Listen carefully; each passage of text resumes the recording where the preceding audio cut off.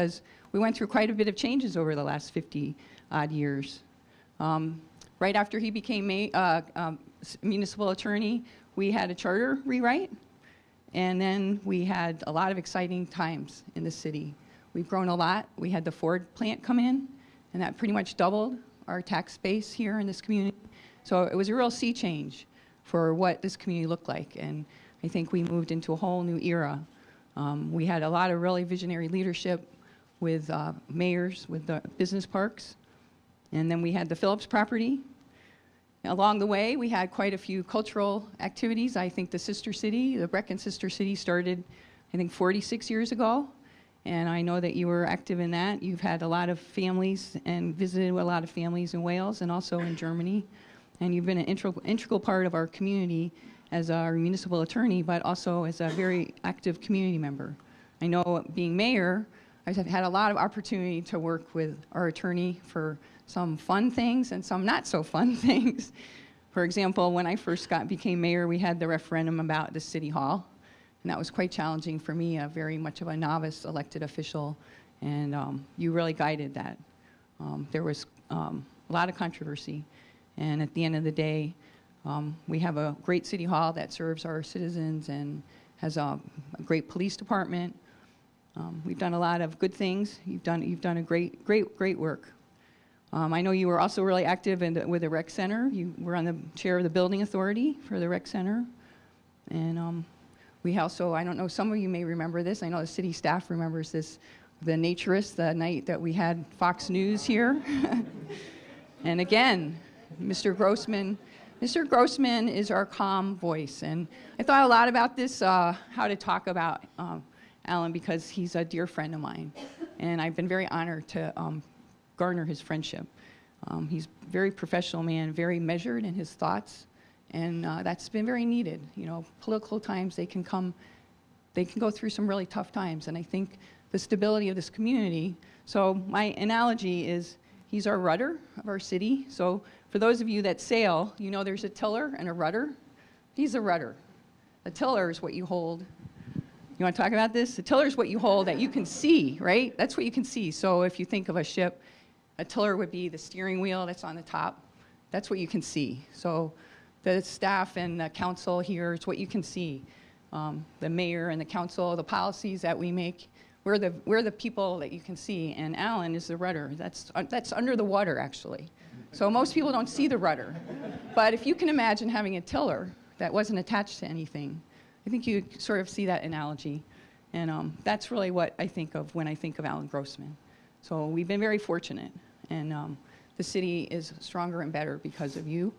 And I know that you're going to stay very active in the community. And I know that we have the German Sister City coming up, the annual meeting, and you're very involved with that. So I don't know, we have quite a few proclamations. I don't know if you'd like to say something now, or I have some presentations, and I know that county commissioners here. Do you have a few words you'd like to say? Well, I wasn't going to say anything, but something you said reminded me. I was surprised to find that Gretchen is a sailor, and sailing has been an important part of my life and that of my friends and family.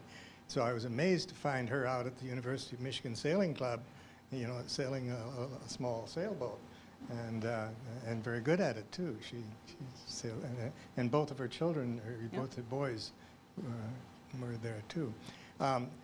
I perhaps shouldn't tell you this story, but I couldn't resist when she mentioned that we've had a lot of things that go through our doors here in City Hall, and one of them was the famous, I don't want to say battle, but the confrontation between Saline and the Nudist Society. And you know, I had to make that decision too. Was there something I could do as prosecuting attorney? And I looked up the law, and it said nothing about nudity except that public nudity was unlawful. So I said, well, is this going to be unlawful, what they're doing? And it turns out that what was being complained of was they had rented the rec center to have a party, a dinner, a banquet, really. And we were all kind of nervous as to what might happen, you know, when this occurs. In fact, the night we had a hearing on it in a council meeting here, the people were lined up back to the door wanting to speak. And much to my interest, about half of them were in favor of the society and about half of them weren't. But at any rate, that's not the point I was going to make. So the night they were going to have this big party, Jack CEO, is Jack here today? Where's there he is? He parked his unmarked car, as I recall, out in front of the rec center to make sure that, or to see whether things were going to stay quiet. And after he was there for a while, he got a telephone call, and someone from inside the rec center, in the organization, called him on the telephone and invited him in for dinner. And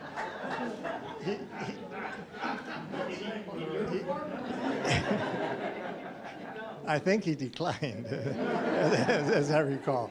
So, anyway, that's enough. Well, also the other thing that I think that I didn't really talk about that I would like to talk to you about, because I know Jim Marion was here somewhere, she's still here. One of the things also, Alan's stability and balance caused us to have a really great relationship with our surrounding governments and the townships, and to the point of having developed a peace treaty with Pittsfield Township, and there is land actually that we actually call peace treaty land at this point. And I think we've been able to maintain a great relationship with our neighboring governments because of the work that Alan's done over the years, with the continuity and the respect that we give each other, each entity. So that's really important. And again, the continuity that you brought to, and the stability you brought to our community is really, you know, incredible. As many of you were at, I see some faces that were there for when Alan got the Lifetime Achievement Award from the Saline Area Chamber of Commerce in 2000. And I know we've gotten some municipal awards also for being municipal attorney for multiple years, a Distinguished Attorney Award. So he's gotten a lot of recognition over the years for all his hard work, but I think we're all really here to say thank you. We really, really appreciate all the years, everything that you've done. It's really important to our community. We have a letter of recognition, which I will read. Whereas Alan W. Grossman began his career as city attorney on January 4th, 1960, and has served in that capacity for almost 53 years. And whereas Alan has served the city of Saline with dignity and honor, and his years of service have been marked by exemplary dedication to the best interest of the Saline community. And whereas Alan's expertise in municipal law is well known throughout the legal community, and he's earned the admiration and high regard of those with whom he has come into contact with throughout the years. Whereas Alan has worked with many people in our community and has effectively dealt with numerous legal issues on behalf of the city, handling each issue with the very highest caliber of work ethic. And whereas the leadership of our city will miss the active participation of Alan W. Grossman as city attorney in the day-to-day affairs of the city, as his service to the city of Saline concludes on December 31st, 2012. Now, therefore, the Saline City Council, on behalf of the citizens of Saline, do hereby thank Alan W. Grossman for his dedication and outstanding performance of duty to the city of Saline during his 53 years as city attorney, with sincere best wishes for his continued success in his life's pursuits. Congratulations.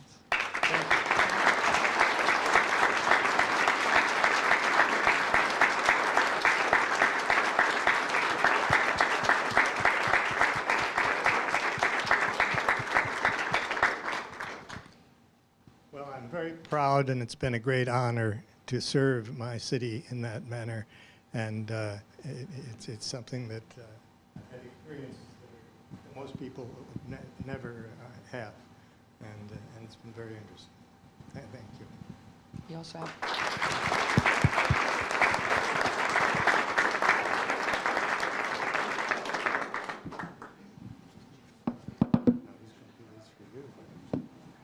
Wait, we're not done. You have this plaque that we'd like to present on your behalf, of the community, to say thank you.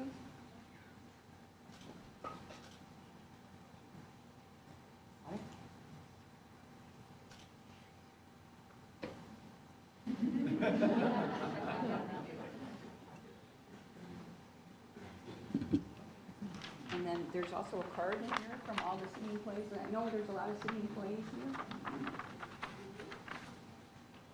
We have a card of recognition, and there's a lot of people that sign our card from that are here today. Lovely card. And I think County Commissioner Payne would like to make, she's got some words. I don't know if this is working. Oh, it is working. Hi, Alan. How are you? Good, thank you.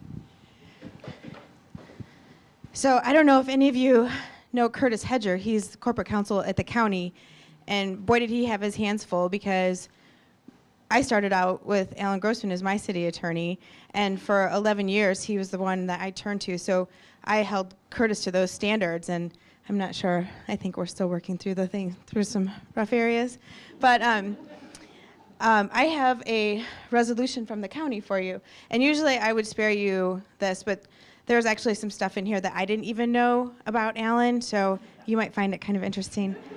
So You better not read. it's all very good. Oh, it's good. Yeah. So whereas Washtenaw County recognizes the accomplishments of Alan W. Grossman after serving 52 years as city attorney for City of Saline, and whereas after graduation from the University of Michigan Law School, Alan began his esteemed career in 1958 with a private practice in the City of Saline and becoming city attorney in 1960.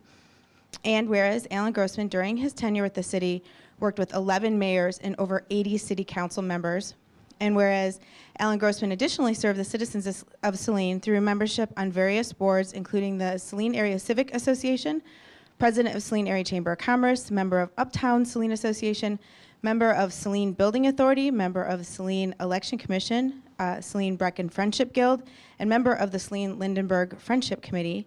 And whereas Alan and his wife Natalie have welcomed a number of foreign exchange students into their home, proudly showing each student around his beloved Saline. And whereas Alan's greatest professional joy and accomplishment has been to observe and participate in the growth of the city of Saline, and whereas Alan's closest friends and coworkers refer to him as kind, generous, and a thoughtful person who treats people fairly and always takes his responsibility to the city and its citizens seriously. And whereas 52 years of dedicated service to his residents in the city of Saline and Washtenaw County shall be rightfully recognized. Now therefore be resolved that the Washtenaw County Board of Commissioners hereby honors and expresses its sincere appreciation to Alan W. Grossman for his dedication and leadership in improving the lives of the citizens of Saline and Washtenaw County during his tenure as city attorney, and wish him much success as he begins his new chapter of his life and career.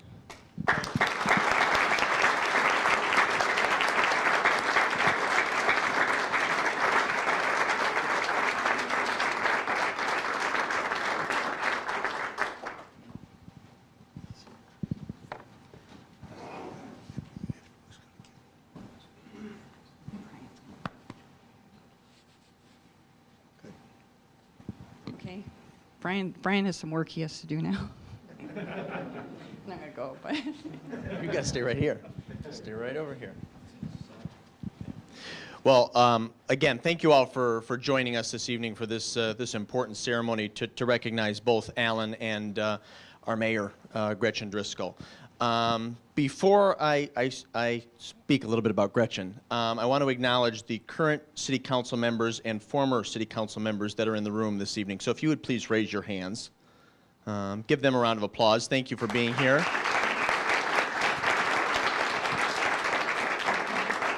And I don't know, I know that former Mayor Little and Sheldon are supposed to be arriving, and hopefully they'll be arriving shortly. But I do also want to acknowledge former Mayor Mark Hopper, who's also with us this evening. Thank you, Mark.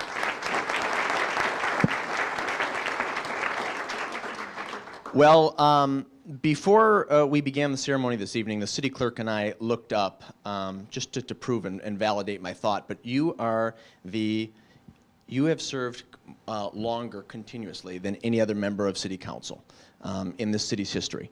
And in addition to that, you're the first female mayor and have served as mayor for 14 years. It's an easy number for me to remember because I was 14 when you were elected in 1998. So you served as mayor for half of my lifetime. But this is actually, quite honestly, friends, sort of a bittersweet moment. Because I think when the history books are written and we reflect back on this period in our city's life, it'll be remembered as the age of Gretchen Driscoll. Because I can't think of anybody who's had more of a positive and profound impact on our community than our current mayor. And I want to thank you for that.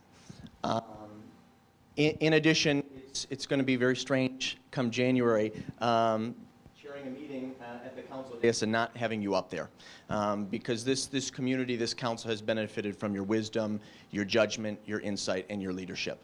And if Alan is a rudder, then I would suggest that maybe you've been our compass, and we're eternally grateful for that. Now you're moving on to a new opportunity, a new challenge, and we wish you well. We're going to be cheering you on and supporting you in every way that we can.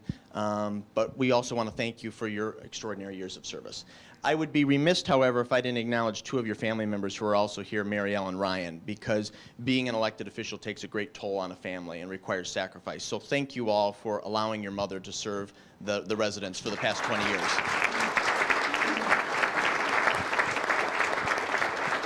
Now, we have multiple things for you this evening. A proclamation which I'm going to read, and then I'll present you with a few gifts. So this is a letter of recognition, to Gretchen Driscoll. Gretchen Driscoll began her public service career with the City of Saline in 1993 after being elected to City Council, serving as a council member from 1993 to 1998. And Gretchen was elected as Saline's first mayor in 1998 and began her mayoral career in 1999, serving in that capacity for 14 years, the longest-serving mayor in Saline's history. And Gretchen's strong leadership, hard work, dedication, forward thinking has advanced Saline to the outstanding community that it is today and has been recognized as one of the top 100 communities to live in. And the City of Saline has benefited greatly from Gretchen's performance of her duties and responsibilities as mayor of the Saline community, and she has made an excellent and constructive contributions to municipal government and has earned the admiration and high regard of those with whom she has come in contact with and those fellow public servants. And on November 6, 2012, Gretchen was elected to the State House of Representatives, the 52nd District, and will begin her new public service career at the state level on January 7, 2013. Now, therefore, the Saline City Council members, on behalf of the Saline community and employees of the City of Saline, do hereby thank Gretchen Driscoll for her outstanding 20 years public service career to the City of Saline, and most importantly, for her longtime service as a top elected official of our city. And Mayor, we congratulate her on her election to the State House of Representatives with sincere best wishes as she begins this new chapter in her life. We hereby set our hands and seal on this, the 17th day of December, 2012. And this document is signed by Dean Gearbaugh, Mayor Pro Tem, Dave Rhodes, City Council, Linda Tahar, City Council, Brian Marl, City Council, Jim Peters, City Council, and Jim Roth, City Council. Congratulations.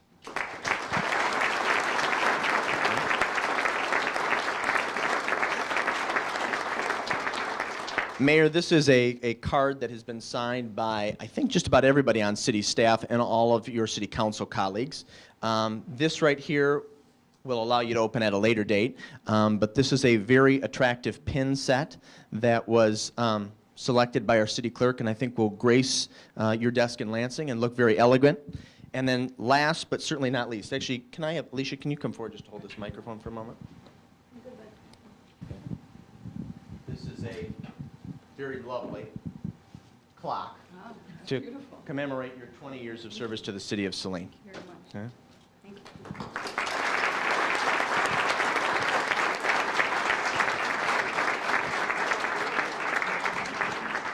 I think at this time I'm going to invite our county commissioner to come up and read a proclamation that she's prepared for you.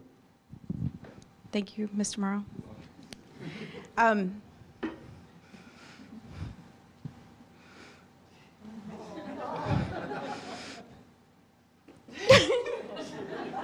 Yeah, I should probably just face this way.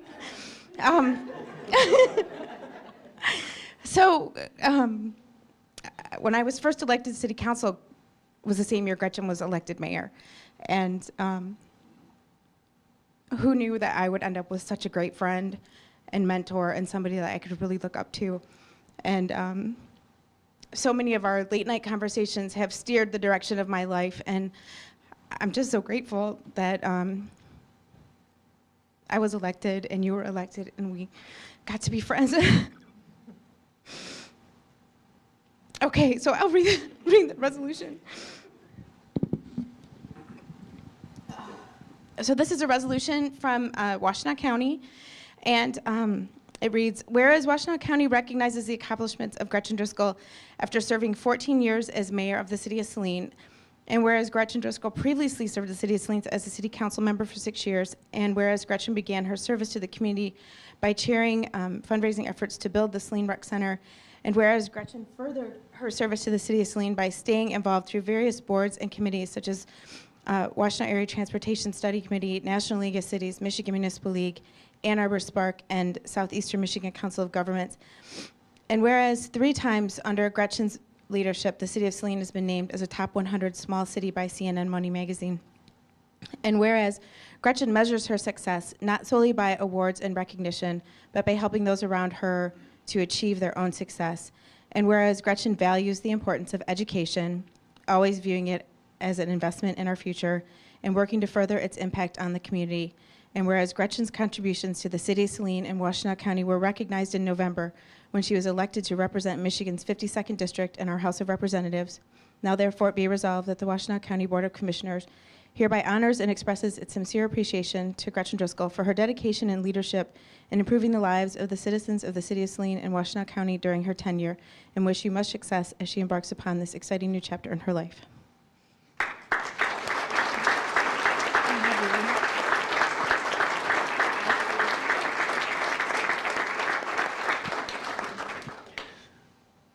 Okay, so I'm looking really weird because I'm really trying to keep it together. So I probably won't be able to, but I'm going to do my best because I've already had a meltdown a couple of times. I just want to say thank you all.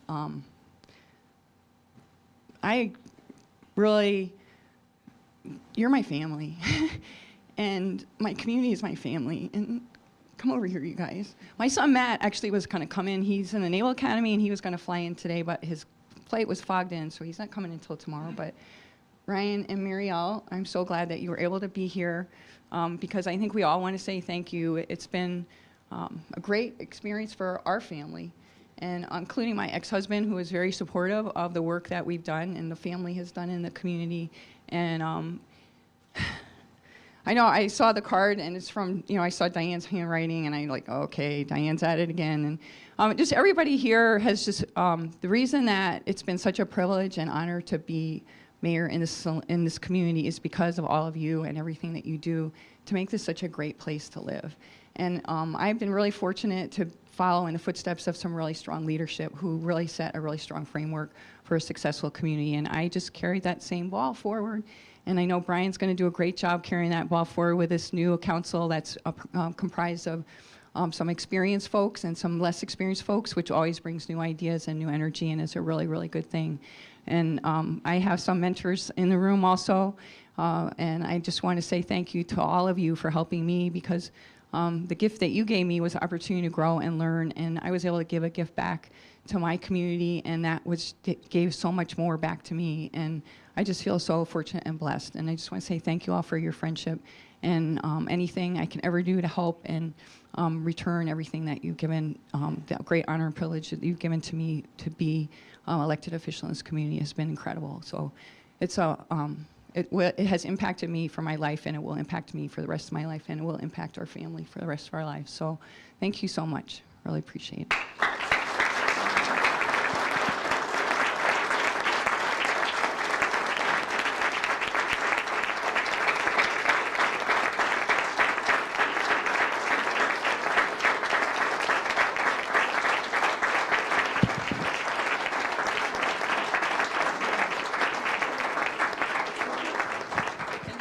Yep, thank you all again for joining us this evening. We've got a council meeting that's going to begin in about 15 minutes, but we want to encourage you to stay and enjoy some cake, and some regular cake and some Texas sheet cake, and then we have some punch and coffee over here. So thank you again for joining us to celebrate Alan and Gretchen's extraordinary contributions to the city of Saline. Thank you all.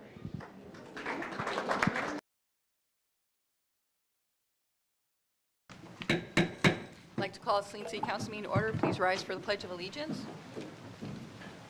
I pledge allegiance to the flag of the United States of America and to the republic for which it stands, one nation, under God, indivisible, with liberty and justice for all. Okay, we're going to have a PowerPoint presentation on the TASER equipment right before our citizen comments. And under new business, we have a change on the table tonight on item 12-185. That motion will be replaced, the one on the agenda that came home will be replaced by the agenda on the counter. Are there any other additions or changes to the agenda? Move to approve the agenda as amended. Second. Morrow, second Terhar. All in favor, say aye. Aye. Opposed? Motion carries. We don't have any absences tonight. Chief Rennick, you want to make the presentation?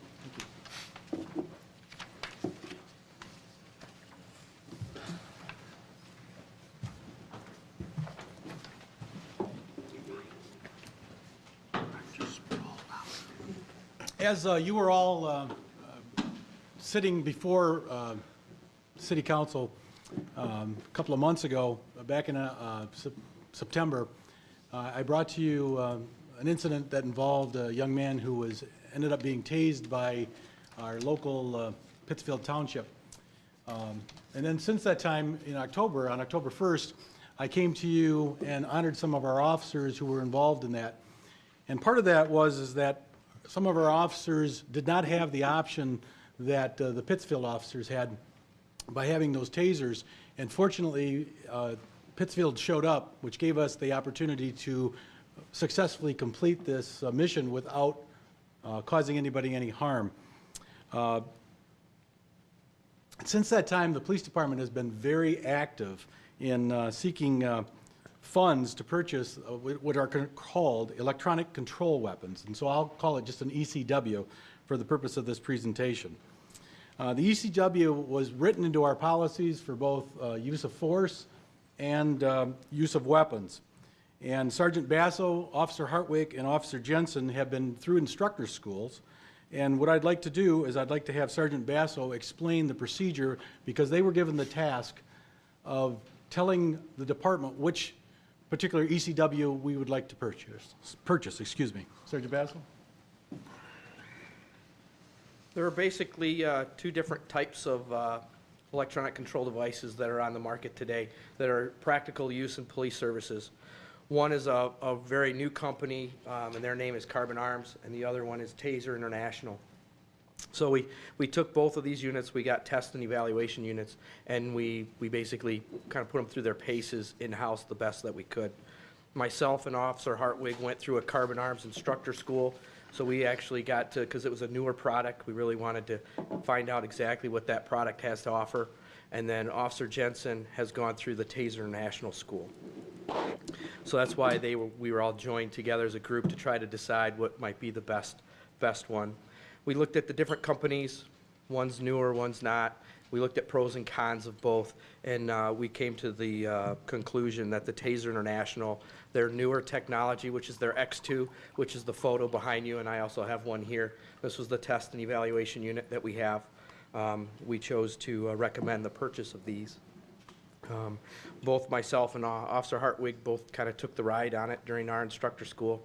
We also did a little demonstration in our Sally Port a couple days ago where I was shot with this one. I didn't take the full ride, but I did feel the effects of it.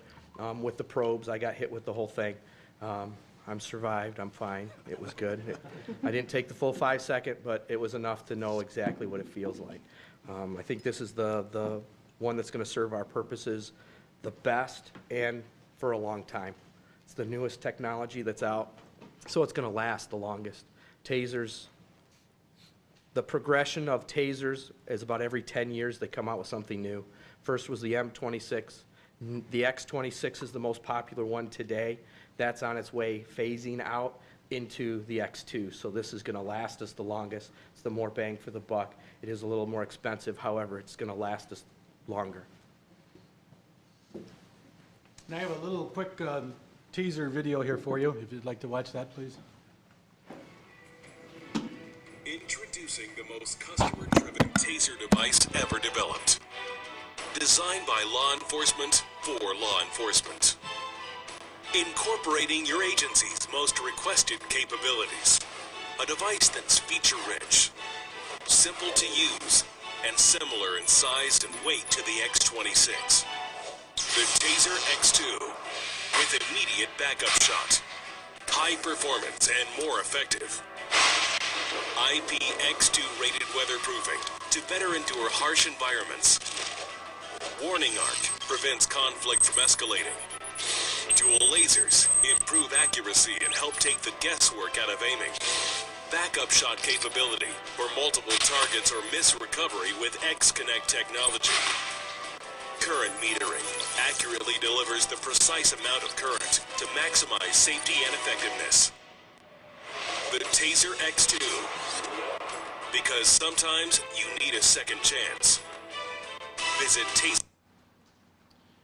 This is also one of the reasons why we chose the Taser, because it does have an immediate second time in case one of the probes misses. You can immediately fire it again without reloading and hopefully take the suspect down without causing him any injury. Jay has brought a live Taser here. He doesn't have a cartridge in it, so none of you have to worry, by the way. But just so you can understand what this sounds like and how easy this weapon is to operate. It does offer the warning spark, which charges both sides, so you'll actually see two sparks. And then if you pull it, it's going to only, when you pull the trigger, it only activates the active side, whichever one is active. So you can just not quite as loud, and it'll only go for 5 seconds, and then automatically shut off after 5 seconds. And having experienced that, that's the longest 5 seconds in your life, by the way. What I have before you now is the cost, and Sergeant Basso put this together. I'm asking that we would purchase 8 tasers along with 8 warranties that go with those, 16 batteries, because batteries do in fact wear out, a holster for each one of our officers, 50 cartridges, which would be cartridges enough for each officer to train and then to have them to carry with them, a data port, which is a required piece of equipment to download, and that basically tells you everything that weapon's done. There's no way that this weapon can ever be fired without it being recorded. So an officer is held accountable every time he or she would pull that trigger. Shipping and handling, the subtotal $13,300, and the holster discount is, what's the name, Blade Tech, is it? Blade Tech is going to actually give us a $60 discount on that. Comes to $13,242. The amount collected so far, we collected $13,588 from local businesses and persons who live in the community. So as you can see, we actually have $345 surplus, and that will allow us to offer our officers some training and pay a little bit of overtime that may occur as a result of training. And what I'd like to do is also leave you with this list of donors who donated to this, and I would specifically like to mention 2 of them, and that would be the Downtown Merchants Association, who donated $3,500, and Quantum Signals, who donated $7,500. So I'm proposing to the City Council that we are going to purchase 8 of the tasers so our officers can begin carrying these, and we would just like your approval of that. Thank you.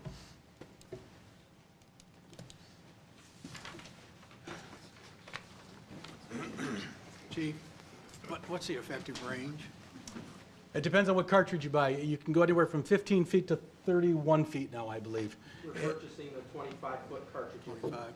And actually, you can put a shorter one in there and a longer one, so you have differences. But after listening to Sergeant Basso explain it, it's probably best that we buy the same cartridge, because then the probes then hit at the same distance each time, and you don't have to worry about that. You don't have to think about that while you're using them.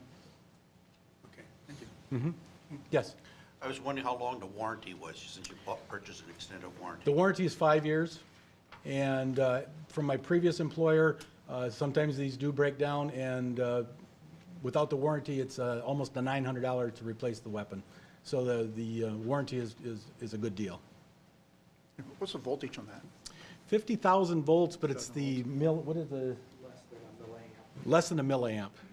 And it's an interesting, if you haven't experienced it, which I'm sure probably none of you have, it doesn't affect the heart, or it doesn't affect the internal organs. In other words, you don't mess yourself, it doesn't really affect your heart, but it's your voluntary muscles. You can't move them, and that's what is the nice thing about this. You take them to the ground, you put the handcuffs on, and you stop the action from happening.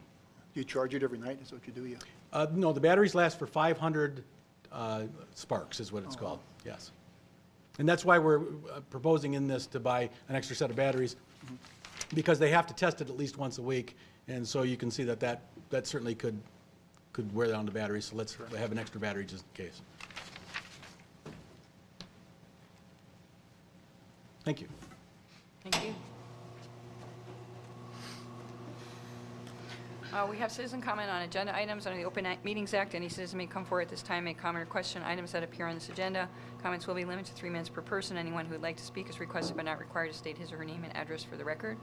Is there anybody that would like to speak under citizen comments on the agenda? May I just ask, will I be able to speak at the public hearing for the retreat? That wouldn't be now? No, that would be under that motion. Is there any public comment at this time? Not, we'll move on to the consent agenda. The following consent agenda will normally be adopted without discussion. However, at the request of any citizen or council member, any item may be removed from the consent agenda for council discussion. We have a motion to approve the consent agenda as submitted. To approve as submitted. Second. Move Rhodes, second Gearba. All in favor, say aye. Aye. Opposed? Motion carries.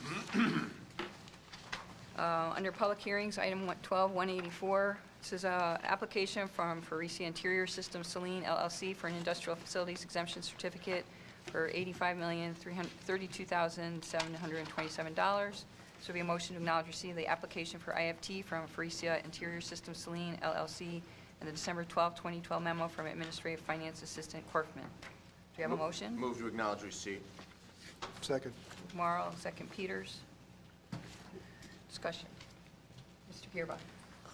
I've got a concern with this going forward at this point, now that we've got a brand-new law passed by Lansing in the last week. Without us understanding, I don't think we're doing our due diligence to understand what the biggest impact of this is going to happen on us, unless Mr. Campbell can give us some direction. Mr. Campbell? Certainly the state of the new law, you're right, I mean, it is in flux as far as the personal property tax eventual elimination. Can't hear. I think we need the volume up a little bit. Is that any better, Tim? How's that? Is that any better? There you go. Okay, there we go. All right.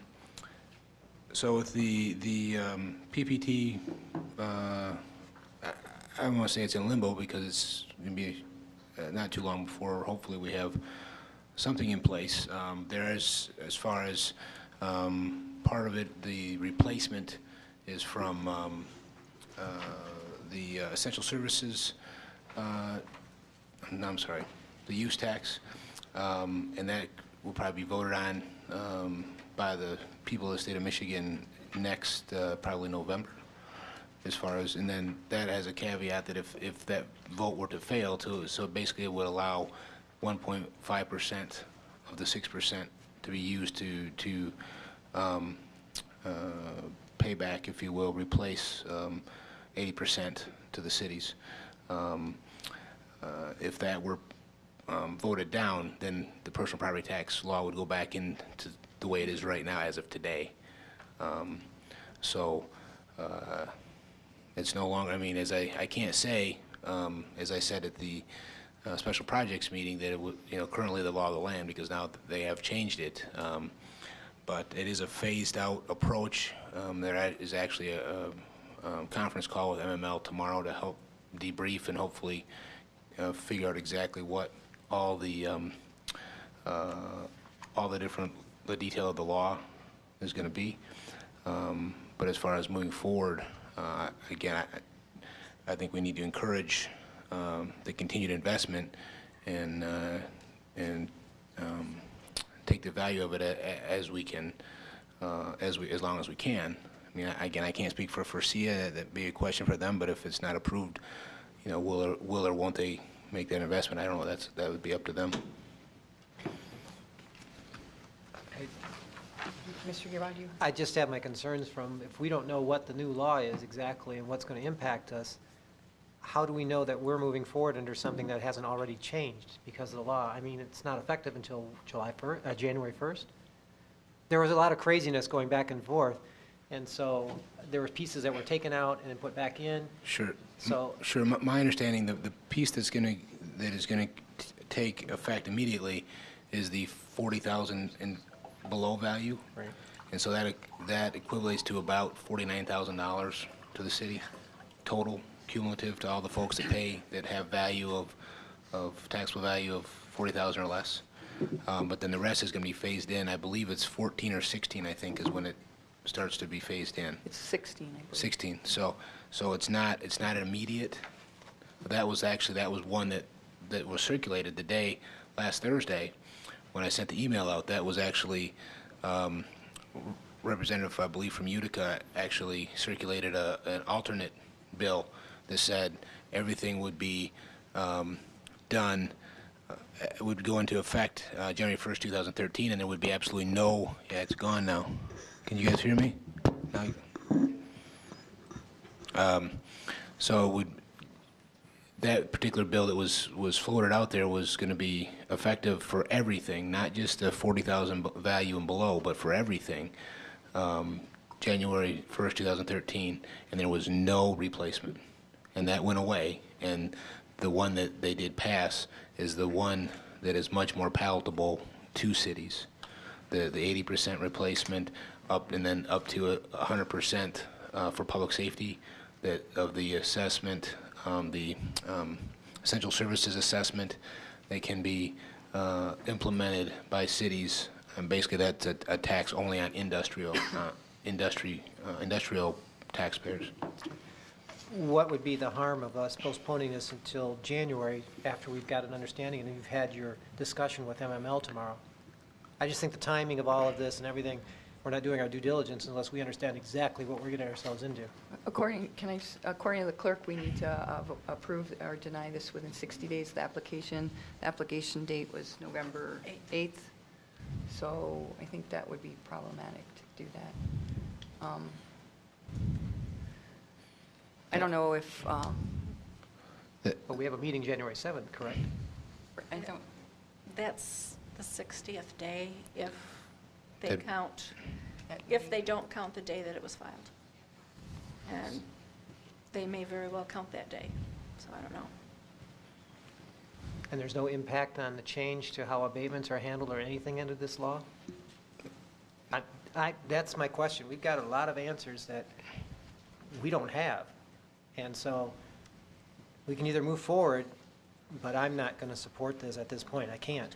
I don't understand what's happening with it. Yeah, So. they can only go back 6 months as well, the applicant. They can go 6 months back from the date and 18 months forward as far as purchases of equipment, and that has to do with when it's purchased, when it's put online, when it's actually installed and put online, so they can use that piece of equipment, for instance.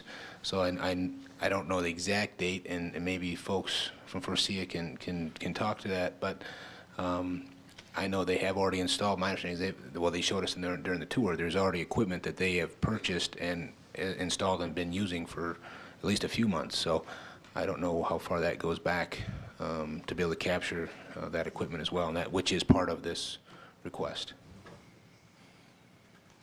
well, why don't we take questions, and then I believe there'll probably be a handful at least. Mr. Hara? Yeah. Yes, thank you. I was looking in the document, the new property tax exemption agreement. I had a question about item 5 and whether, which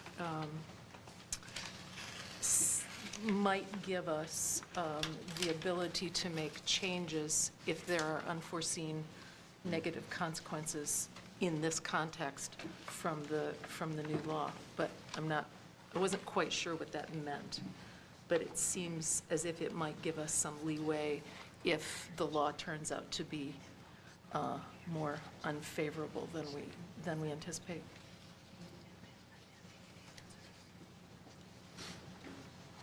My only concern is I just want to make sure we don't have lost tax dollars that we can't recapture because of something that's changed as a result of, that isn't retroactive as a result of that agreement. see, that's the confusion that's all this is coming forward, is that, you know, this got ramrodded through, and there's not a lot of thoughts that came through of what the impact is going to be on the individual communities. And so, you know, I'm all for giving whatever we can, but I'm more concerned of screwing the city over in the event that something didn't come through correctly on how this is. Because we already know there's some bills that currently are going to be challenged as a result of their failure to think it through. So I just want to make sure I'm doing the best for the city of Saline and not the best of necessarily that could bring detrimental effect to us. So I'm just raising that question at this point because this is so new. If it wouldn't have been this type of issue, I wouldn't be concerned about it because we knew this was happening. It was in limbo, but now we aren't in limbo any longer. Further discussion on that motion to acknowledge receipt? Further discussion? We could actually consider having a special meeting as we'll finish through the motion and the public hearing and then talk about whether or not to postpone this. So there's no further discussion on the motion to acknowledge receipt. All in favor say aye. Aye. Opposed? Motion carries. And we need a motion to open the public hearing offering the applicant and taxing units an opportunity to be heard. So move. Second. Move Roth, second to her. All in favor say aye. Aye. Opposed? Motion carries. Public hearing is now open. Evening, Mayor, members of council. Evening. Congratulations for this being your last meeting. So you'll be representing all of us here pretty soon, so excited to see that. Just to address the earlier question, there isn't anything that we've seen where tax abatement, tax abated investments were part of the legislation. That's not something, at least from the highlights that we saw. It's a matter of what was previously on the books the preceding 10 years and what would be new were all that was talked about. So those were some of the clips that we saw. I wish I could give a better description of the tax abatement type of projects, but we haven't seen anything on that so far. What I'd like to do is, because at Spark, we think this is a really nice opportunity for the city of Saline and for the region, and I've had a chance to come up and speak before, but I wanted to put this in the context almost as a future case study to go along with other sites like this across the country that have been repositioned for productive reuse and for new investment. So if I can go back actually to when Ford created ACH to transfer Visteon assets and business to, it was for the purpose of selling those assets or for closing the facilities. There were 16 ACH facilities. There's actually one still in operation. It's at Sheldon Road in Plymouth on the north side of M14. Of the remaining 15, though, 6 have sold, obviously including this one. 3 have transferred back to Ford, including the Ford that Ford axle facility in Sterling Heights, which was the community I came to before Ann Arbor Spark. And then 6 have closed without any kind of reuse happening. The Center for Automotive Research in June of 2012 put together a repurposing of U.S. manufacturing facilities study. From 2004 to 2010, there were 112 closed OEM or auto supplier plants across the country.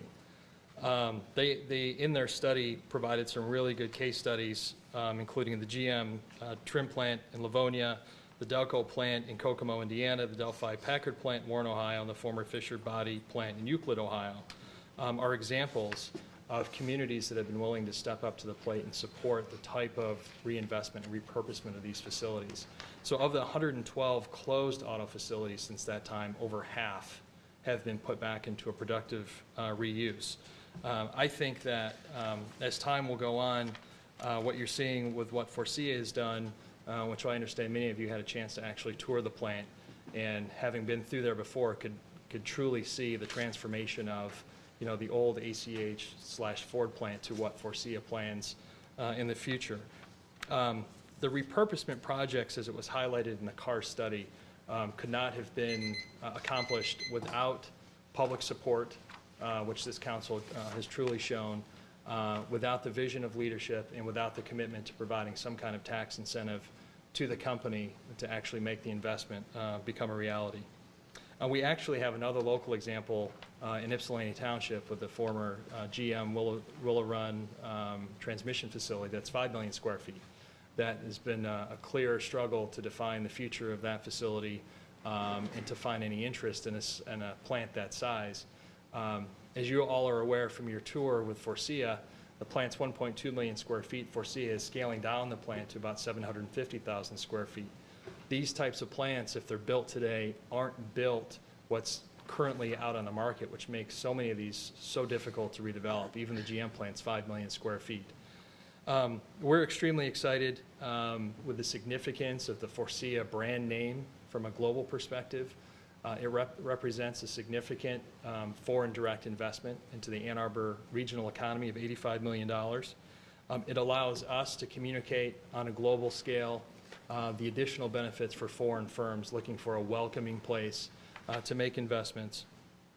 And it also, most importantly, as I pointed out with the purpose of ACH and what had happened in some of the other plants, I think it provides clarity and a good, solid future for this location because of the workforce, because of the community, and it represents some really nice opportunities for the future for Forcia in the community. So having said that, Spark, once again, like I've communicated before, is very much in favor of City Council responding favorably to the tax incentive requests by Forcia tonight, and we will continue to work with the city and Forcia for future opportunities. So thank you.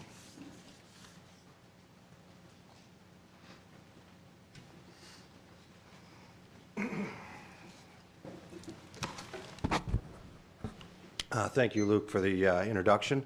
For those of you that don't know me, my name is Ray Buford. I'm from Forcia. I'm here today. I've been here several times, and I appreciate the time that you have given to me. I've introduced you to Forcia, so I'm not going to spend a lot of time on the introduction. For those of you that have visited the plant, I appreciate you taking time out of your busy schedules to come and see what we're doing there. It is very exciting, and we are looking forward to a long and prosperous relationship here in Saline. For those of you who have not had the opportunity, I do invite you and welcome you to come and visit us and see what we're doing, as well as welcome you to come back, those that have visited previously. Mayor Driscoll, congratulations. 14 years is a long time, and the gift you've given to the city of Saline is greatly respected. Brian, good luck. Congratulations to yourself. Look forward to many years of working with you and the rest of the City Council as we grow the Saline plant into something that we can all be proud of. Now, I want to answer a couple questions or a couple open points. I am not an expert on the new tax laws and the new things that they're doing in Lansing. I wish I were more up to speed on that, but I'm very busy in Saline trying to change the culture of the plant. Why is this important to us, or why did we choose to come here to Saline? A couple reasons, but I think the biggest one is Forcia has a very focused plan on our 4 business areas, and interiors being one of them. And what we want to be is the best and the biggest in each of those areas. With our European heritage, we're very big and very strong in Europe, but we're growing here in the U.S. When the Saline plant became available, it was an excellent opportunity for us to continue our growth. And with the acquisition, we do become the #1 interiors manufacturer in North America. Also, Ford is one of our largest customers worldwide. We have a strong relationship with Ford. They consider us to be one of their 2 key suppliers worldwide that they want to develop business with for interiors. So that was important to us as well. Thirdly, additional capacity here in southeastern Michigan. We have our plant in Fraser, technical operations plant. We needed some additional capacity, so it fit well into our southeastern Michigan strategy. What does a typical plant at Forcia look like in the interiors business? It's obviously much smaller than the Saline plant. It's focused on what we call the Forcia Excellence System, which is our version of the Toyota production system, lean manufacturing, continuous improvement, and most importantly, employee empowerment. We do everything in our power to empower the employees to make decisions at the correct levels of the organization, all levels of the organization, and put the responsibility in their hand to deliver safety, quality, and delivery performance. Our plants are typically about 450,000 square feet or less, depending on the product. We typically have about 1,000 or less employees in our plant, and we typically like to focus on one-piece flow in our operations that allow us to do stop at defect for quality purposes, and also to drive continuous improvement. We are very comfortable working both with union and non-union environments and have been successful in both regions. There is some questions on the number of employees in the plant today and what the future looks like, so I wanted to make sure I clarified that. There's about 2,200 employees in the plant, of which there's about 1,950 hourly employees. Those hourly employees are made up of 4 different groups of people, if you will. The first, I'm going to use colors for you, so if you're colorblind, you can plug your ears and not listen, but colors, we call blue employees those that were hired by Ford prior to spinning off Visteon. Those employees, we also have, blue employees. We have orange employees, which were hired during the Visteon and ACH days, and we have green employees that were hired during the Forcia days. Okay? And then the fourth group is contract employees that we give the opportunity to work, and after they've completed some of their training and development, they generally get the opportunity to be hired on full-time at the plant. So the blue employees, when we took over, the plan was that this plant is so large and unmanageable from what we know and from our Forcia Excellence System, we wanted to shrink the plant and focus on technical operations. So what we chose to do is a strategy where we would shrink the plant and we'd move some of the operations into a JV in another region.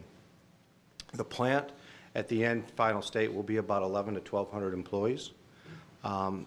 So we'll be shrinking the plant. How are we shrinking the plant? Everyone that was in the plant, all of the hourly employees, had some options. At the end of the day, they all had some job to go to. The options for the blue employees were they could either elect to stay with Forcia, they could take a buyout package and retire from Ford, or they could be relocated to another Ford facility. The orange employees in the plant, they had a general option of either staying with Forcia, or they could go and put themselves on a list to eventually get rehired within Ford. And then the green employees became Forcia employees from day one. So everyone that was there on June 1st when we took over pretty much had some option available to them through that. And we were really proud that we could work with Ford, the UAW, and ourselves to make sure that everybody had some job opportunity as we took over. We are not transferring employees down to our JV partnership, and we are not kicking employees out the door. What we plan to achieve with the funding and the investment, I think you've seen some of the initial investments that we've done. We want to make Saline a state-of-the-art technical operation focusing on manufacturing eyepiece, door panels, and center consoles for Ford and for other OEMs. We will not focus as much on assembly as has been done there in the past. We feel that with the technical equipment that's there and the additional equipment that we'll bring, along with the resources that are there, we feel that a technical plant has a much stronger chance for stability and long-term growth. The plant will be, everything in the plant will be changed. We will bring in significantly new investment. We will bring in some investment to vertically integrate, which I think we showed you a couple examples of that. We have some further vertical integration plans, and we'll bring in some investment for some of the new Ford programs, which will allow us to vertically integrate more work into Saline. We will also put significant investment into the facility to make it a more state-of-the-art facility that drives towards the continuous improvement that I spoke of. When we're done, and we expect to be done with the transformation in 2014, we expect to be a world-class manufacturer with long-term sustainability. What is long-term sustainability? That we deliver excellent safety for our employees, we deliver flawless quality to our customers, and we deliver our products on time to our customers. We also achieve an acceptable rate of return on our investment in our business. With that, once we accomplish that, then we'll be at a stable point, and the second phase of the project will be to introduce new OEM customers to the plant. Our goal is that we achieve at least 15% to 20% of our business with customers outside of the Ford umbrella.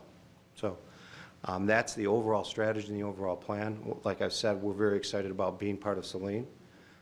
We do look forward to working with the City Council, and we hope that you grant us the tax abatements that we're asking for tonight. Okay? Thank you. Are there questions? Do you have a question? No? Any questions? Okay, thank you. Thank you.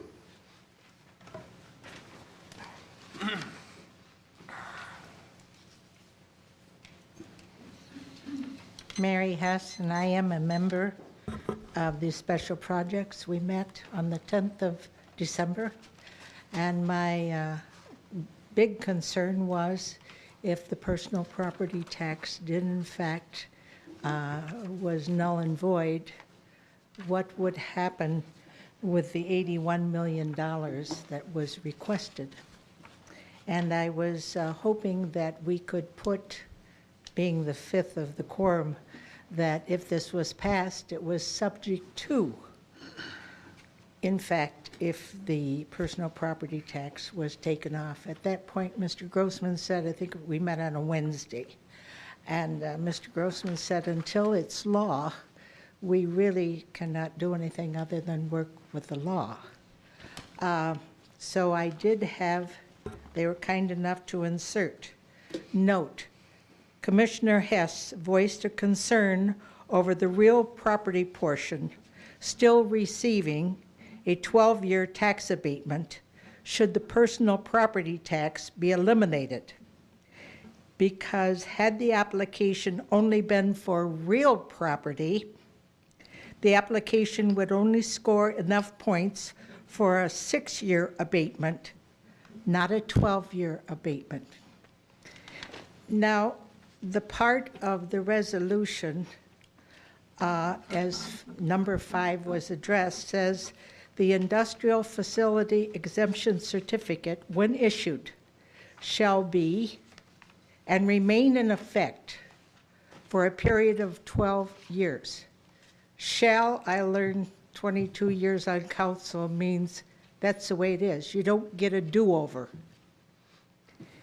And my concern is we can all have these promises of what's going to fit this void and how the state is going to help us. But we are the taxpayers, and I appreciate the former speakers on what had happened and what is happening. But what is happening today is the personal property tax, of which is $81 million. $81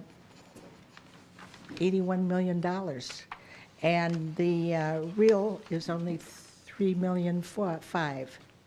And I really hope that this could have a subsection that says, if in fact this be addressed again in January, because promises is not going to help the taxpayers, and the state has gotten some very concerning actions in the last couple of weeks.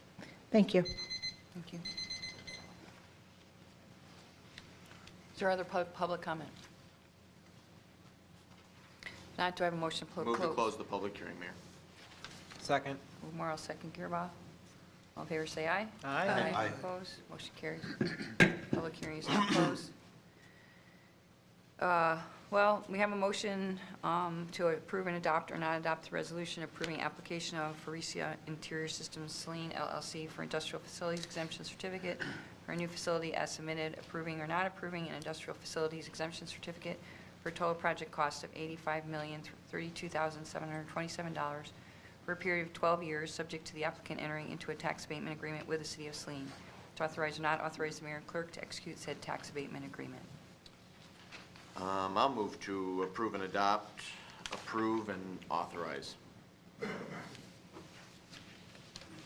I support. Discussion. Mr. Morrow. Thank you, Mayor. Let me first say that I understand some of the concerns that were articulated during the public comment period, and I also understand and I get the concerns that my friend and colleague, Mr. Gearbaugh, expressed earlier. However, as the chair of the Special Projects Commission, I felt compelled to move this motion, or to move to approve this motion, but also to speak to it. The simple fact is, today in 2012, in December 2012, we still have the opportunity to abate personal property, and that's what we're attempting to do this evening. The investment that Forcia is making in the Saline community is very significant and very important to this community's well-being. And so for those reasons, I enthusiastically support this motion and encourage my colleagues to vote yes. Thank you. Mr. Rhodes. Am I misunderstanding item 5, termination of the agreement, that it appears that it gives the city the option of the ability to cancel the tax abatement? Is that true?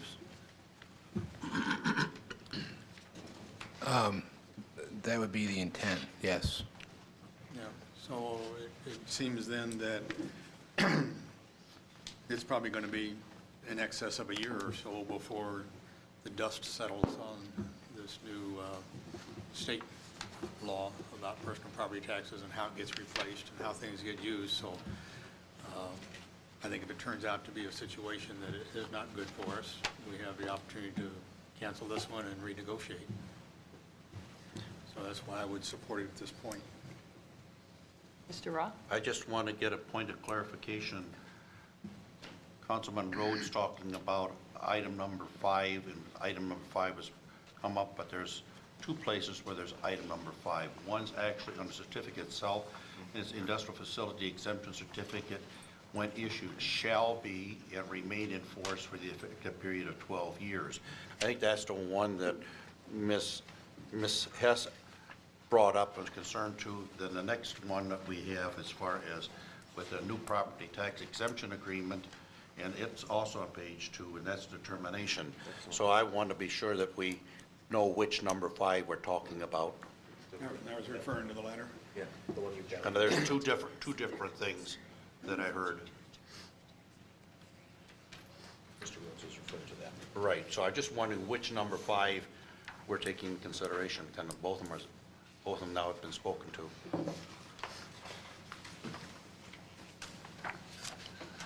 The clerk was suggesting that we change, or we could change the resolution to number 5 to shall be the terms of the agreement. How would we word that? The industrial Subject to the terms of the issue tax. shall be subject to the terms of the new. Do we need to date it or anything? I'm sorry, Mayor, where's that language being inserted? Number 5 in the resolution. Okay. When issued shall be subject to the tax abatement agreement. I think we need to speak more clear on that. It should be the tax abatement agreement dated. Thank you. Discussion over here? So there's clarification. So, I mean, the issue about the abatement on the real property is not as big a concern as it is for the personal property taxes. So what we're saying is that they'll have the 50% abatement beginning January 1, based under the current law, basically. And then whatever happens, depending on the vote in 14, then that's when the potential will be reimbursed. The potential is that that'll be reversed, and we'll only get 80% of what we currently have. I'm trying to figure out how the percentages are going to play out in this if the law actually passes. Sure. My understanding, the vote could potentially take place in November of 2013.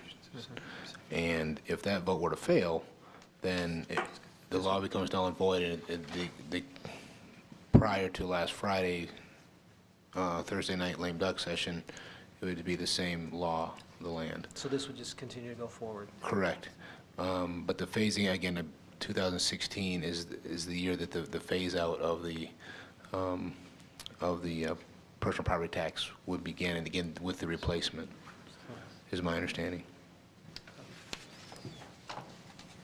Again, my concern is just making sure that we've had our understanding on this, and really, this concern is, but as long as we've got the written language in the resolution that refers to the abatement agreement, that potentially, if something does change and we find out that it isn't going to be upholding the same type of conditions, then that we will have the ability to repeal this back. So, again, I'm just waving the thing that I think if we know we're going to have more information tomorrow, it wouldn't hurt to postpone it.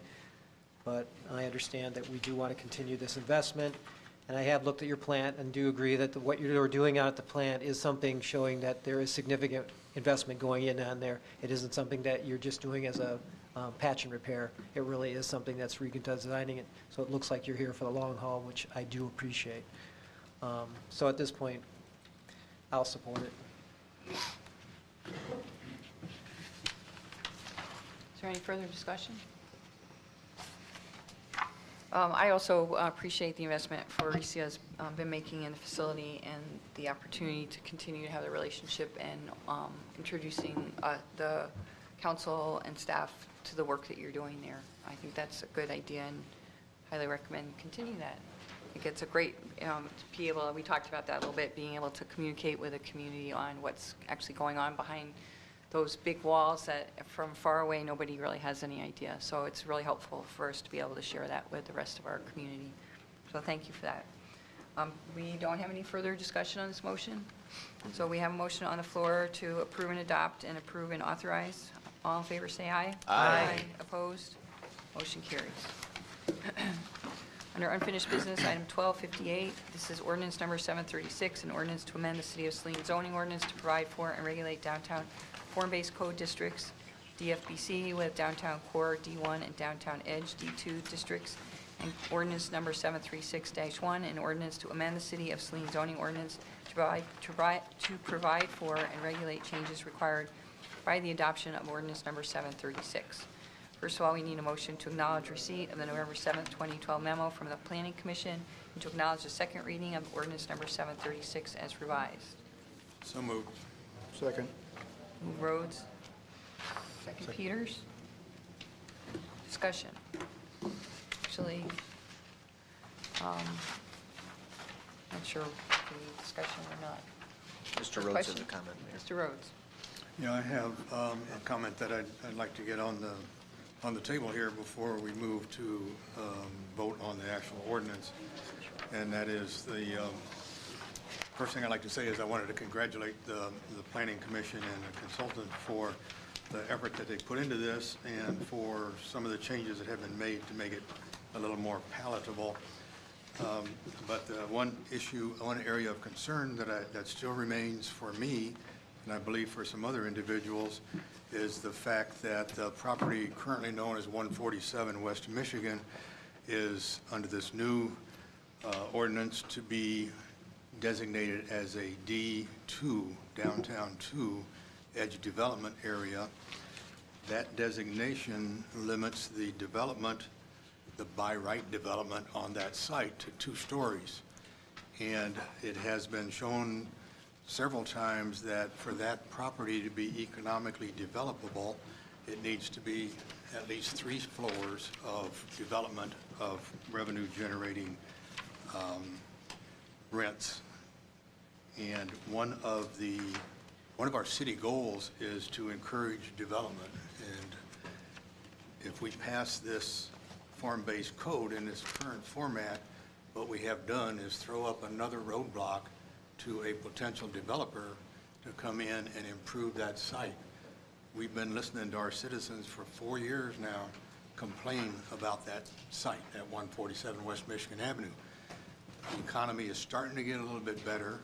There's at least one developer who still has an interest in that property. This gentleman has spent several $1,000s developing a proposed plan for that property, which requires 3 floors to have happen. And I don't see why it is that we can't make that a D1 site. When I asked about it before, I was told that, well, if a developer comes in and wants to make it 3 stories, we'll just grant that. Well, if we're just going to grant it, let's just put it in up front.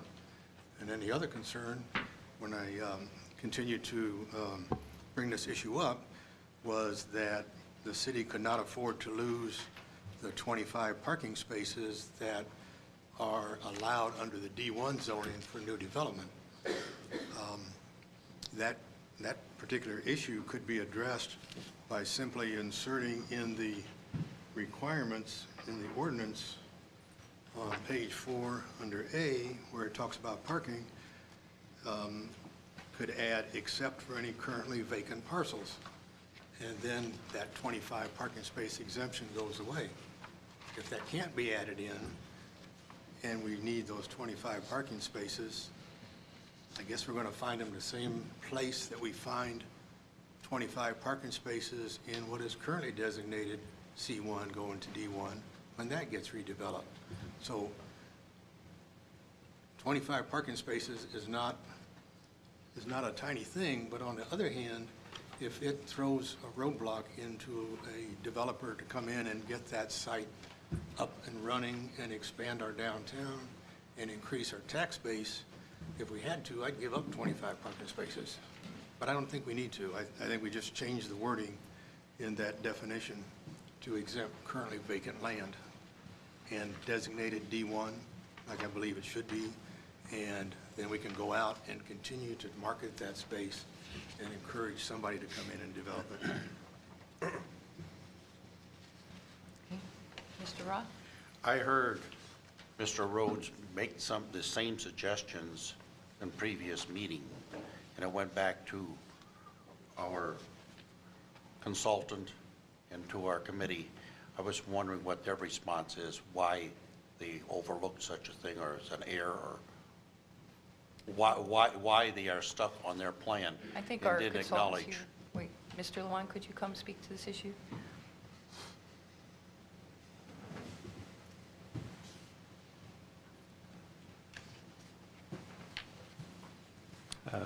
Thank you, Mayor Driscoll.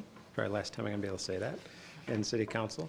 Yeah, these issues have come up at the by Commissioner Rhodes on several different occasions here at City Council, and these have come in front of the Planning Commission during the Planning Commission meetings. The Planning Commission, we've discussed the options and third floor and that, and I'll talk a little bit about that in a moment. But the Planning Commission was comfortable, I think unanimously, the way the language is. And so they did consider Mr. Rhodes' comments, and the Planning Commission was comfortable with the way it was. If I'm remembering correctly, some of the discussion was that the previous development that was proposed on that site was actually able to meet city parking standards. And they had some underground parking and some surface parking. And through some work with the Planning Commission, they did not need variances. They actually met the required parking on that site. So I think that was in part of the thinking.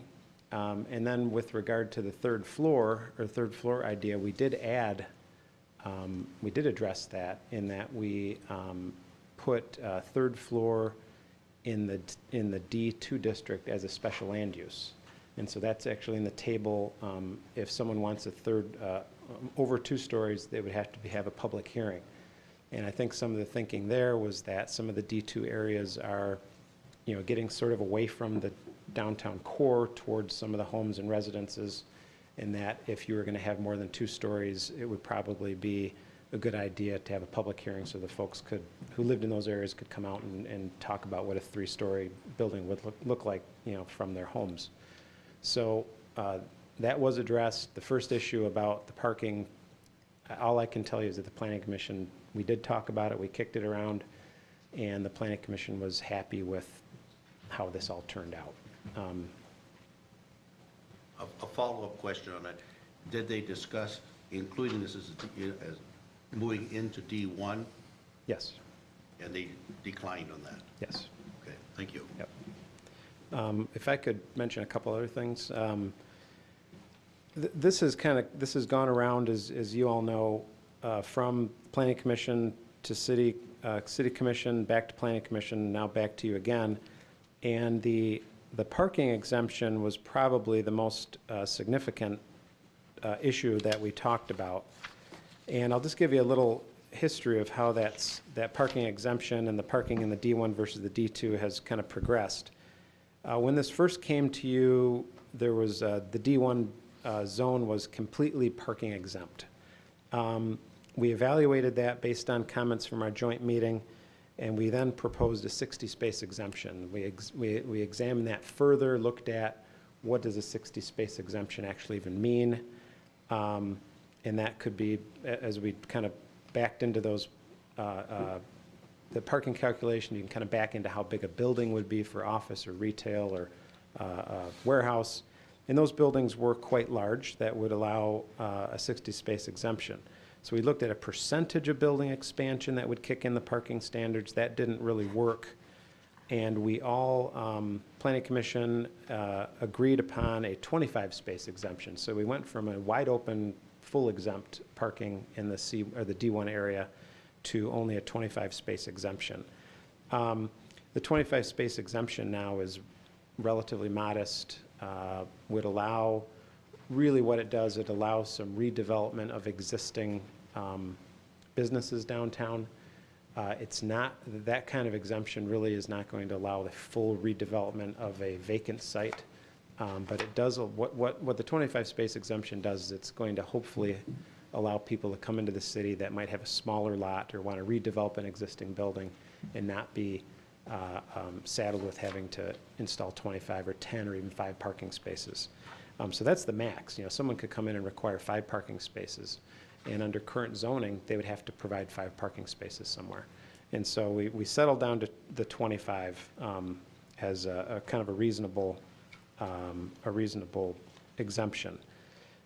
There were some other, another addition was this whole idea of parking credits.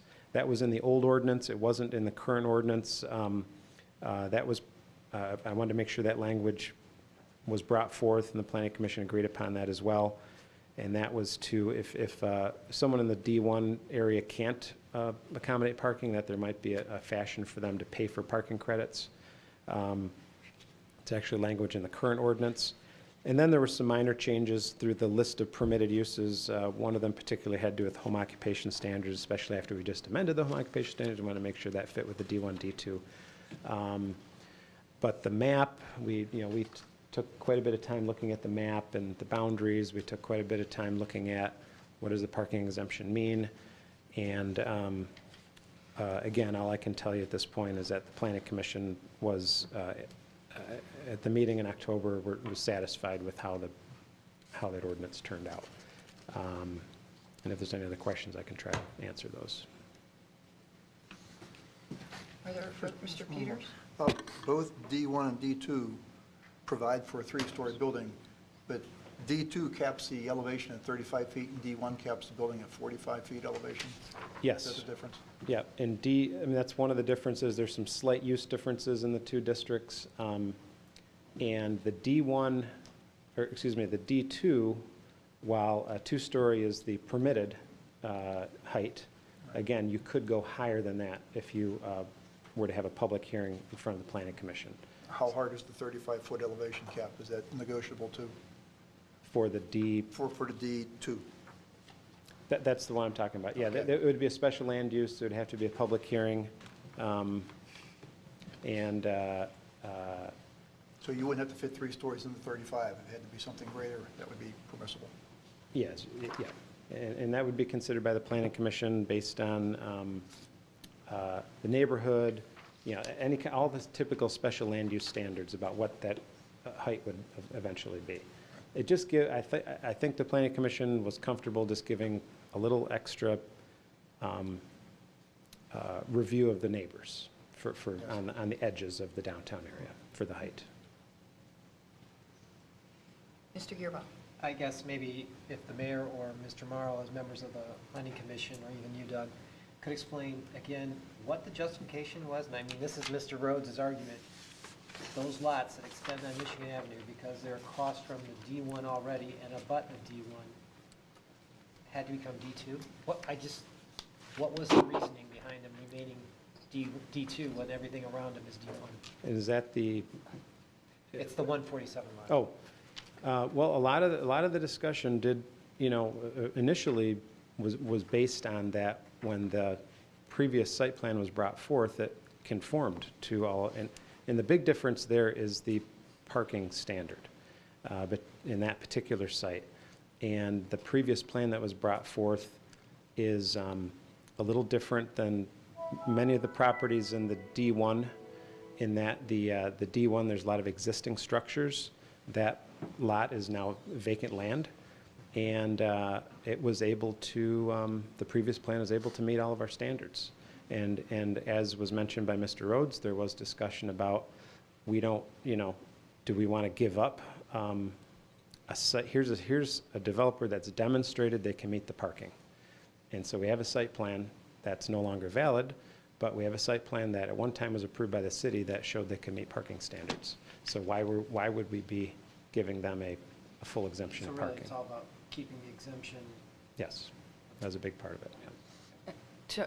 From being on planning and having to go back and forth, a lot of it's also that it's a much bigger parcel than the other D2, I don't have the map with me, but the other areas, so that the capacity for that, for D2 is much clearer.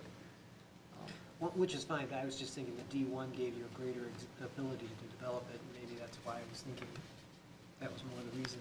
Because looking at it big as that parcel is, and because it fronts Michigan Avenue, the idea is you're probably going to have somebody that wants to put significant investment into it, and they're going to look for what they can basically, do the best with. And it just seemed appropriate because everything else on Michigan Avenue is that way, but I understand now if we're trying to deal with the parking is more of it, that's fine, because I know that was one of my concerns too. No, I think we tried to deal with that density issue with the special use piece. I mean, we're trying to balance the two with parking. No, I agree. Yep. I don't know, Brian, if you have anything you want to add, but No, I think that's sufficient. are there further questions? Okay, thank you, Doug. So we have a motion on the floor to acknowledge receipt. All in favor, say aye. Aye. Opposed? Motion carries. And we need a motion to approve and adopt or not adopt said ordinance number 736 and ordinance number 736-1 as submitted. So moved. To, Adopt, approve and adopt. do we have a second? Second. Discussion? I will vote to support this because I think what we have here is a big improvement over what we had before, and I appreciate the efforts that have gone into it. I was hoping for 100%, but we got 90%, so I'm okay for now. Thank you. Any further discussion on this motion? All in favor, say aye. Aye. Opposed? Motion carries. Under new business, item 12-185, this would be the delegation of fireworks inspections to Saline Area Fire Department. As I mentioned at the beginning of the meeting, we have a new memo on the table tonight, so I'll make sure you're looking at that when we discuss this.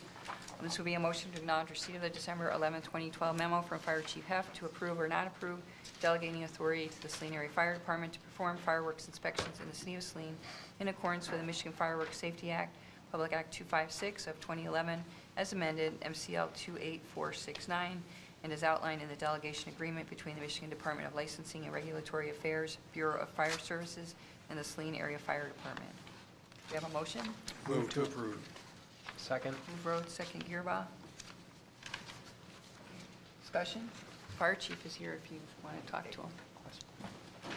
Why don't you come up and talk about this? Maybe our citizens are probably interested in how much, how this is going to impact them. Okay, sure. And maybe do an update. Point We have a live animal going? It's making a lot of noises over here. It's taking off. Mayor Driscoll, I threw that out. I just wanted to say it one more time, just like everybody else. Congratulations. Thank you. Yes, first I just want to say I apologize for adding to the council packet. Diana Carroll did some emergency work for us today because we got new information, so you'll see the wording's a little bit different. But the whole fireworks law has gone this way. It's still new, so there's a lot of changes. But this is a good one. This is one that the fire service actually lobbied for to get the get the inspections in the hands of the locals, and so that's what we're agreeing to here tonight. It also, there's some revenue to be made. It certainly would be enough that we can continue to pay for training, maybe even get us another inspector on board with the department. So a lot of positives to it. They gave us a short window, so that's why we had to stick it in here tonight. But again, it's a positive thing because we're the ones doing the inspections. And we also get to decide, this was the big one, when you have the temporary sites, like the tents and what have you, that will fall under our decision-making. So that's a positive, too. Any questions for the chief? Mr. Gearbox? Who will handle complaints and follow-ups on that? Say that there's a concern or something. If you notice in there's a lot of the paper, which is kind of nice, the paperwork, the licensure, the citations will all be taken care of by the state. We'll do the inspection. So if we come into something that's a problem, now this is all over the phone that I understand. We have a training in February, so I'll know more, but it sounds like they'll take care of any of that along with the MSP. So what department, or the state police would come in, or? Yes, yes. This used to be the Bureau of Fire Services, which is now LARA, I believe. They change the acronyms quite often. So, but it would be the MSP. It's still the state fire marshal that's in charge of everything. So, yes. Thanks. Mr. Roth. I was wondering, the jurisdiction you have would be restricted just to the city of Saline, or does it incorporate the? No, we actually have, each entity is doing the same thing that you're doing tonight. So Lodi Township, Saline Township, and York Township all will be doing the same thing, so that we, you know, I don't know how often it might get to York or Saline at this time, but Lodi Township has businesses that may put in fireworks, so. Thank you. Mr. Rhodes? I'm glad to see this item come under local control, because I know Chief Heft and his folks will keep a close eye on things. And I would hope that early next year, this council could have a discussion about perhaps limiting the days during which fireworks could be set off within our community, understanding that we have to fit within the state law, but it seems to me like we could have fewer days and be back to being a more restful, quiet community. There are communities that have done ordinances to that effect, so. Okay, further discussion on the motion? Thank you very much, Fire Chief. Okay. So we have a motion to approve delegating authority. All in favor, say aye. Aye. Opposed? Motion carries. Item 12-186, this is Crystal Cleaning Contract Renewal. This is a motion to acknowledge receipt of the December 4th, 2012 memo from City Manager Campbell to approve or not approve renewing the cleaning contract with Crystal Cleaning Incorporated for a 4-year period, December 14th, 2012 through December 13th, 2016, at a cost of $5,625.67 per month for cleaning of the municipal building, rec center, and DPW. To authorize or not authorize the mayor and clerk to execute the contract Crystal Cleaning Incorporated after review and approval by the city attorney. Move to approve and authorize. Second. Move Rhodes, second Terhar. Mr. Campbell, you want to talk about this? Sure. Thank you, Madam Mayor. And Carl Scruggs is here, as well as Chief Rinnick and DPW Director Fordyce. We had a group, a team, if you will, that evaluated the services. We were here 3 years ago, and we had sent out a request for proposals on RFP, received a number of responses and evaluated it and brought back recommendation for Crystal Cleaning, and they've done very good work. And as you can see from the memo, they came to us and asked if we would consider extending the current contract, and that if we would consider that, they would offer a reduction of 7%. So we talked, we evaluated, and I know certainly, I mean, it's certainly important for all of our facilities to be clean, and but certainly our rec center is of the utmost importance for our members, and I know Carla is been very pleased with not only the nightly service after hours, but also the day porter service that they provide for us 5 days a week. And so we went back to them, and we also talked about, again, we're trying to conserve dollars as well. And so City Hall staff discussed and evaluated, and we came to the result was that to reduce the number of, currently we have 5 days a week that they clean after hours, and we believe that we would be just as well served having 3 days, which is a reduction. So the total reduction is about $7,200 annually. So again, every little bit helps, and so that's our recommendation. Again, it would be for an extension of 4 years. There's no price increase. It's at the same amount for each year for 4 years. Any other questions, Mr. Rhodes? Are the cleaning specifications the same as the current contract? Slightly changed, which are reflected in the contract. Again, the biggest one from the City Hall side would be the days, and then DPW has some slight changes at their facility. Okay, very, very thorough specifications. I'd get in trouble if I said it, but it may be cleaner than my house. So I'm not saying that. Further discussion on the motion? All in favor, say aye. Aye. Opposed? Motion carries. So item 12, 187, the 2013 North Ann Arbor Street Project Design Bid Services Proposal. This is a motion to acknowledge receipt of the December 11, 2012 memo from City Superintendent Engineer Rubel and DPW Director Fordyce to award or not award the design bid professional services agreement to Wilcox Professional Services, LLC, at the design phase fee of 4% and a not-to-exceed amount of $24,075 to authorize or not authorize the mayor and clerk to execute the professional services agreement with Wilcox Professional Services, LLC, after review and approval by the city attorney. Do you have a motion? Move to award and authorize. Move Rhodes. Do we have a second? I'll second. Second, Peter, to award and authorize. Mr. Rubel?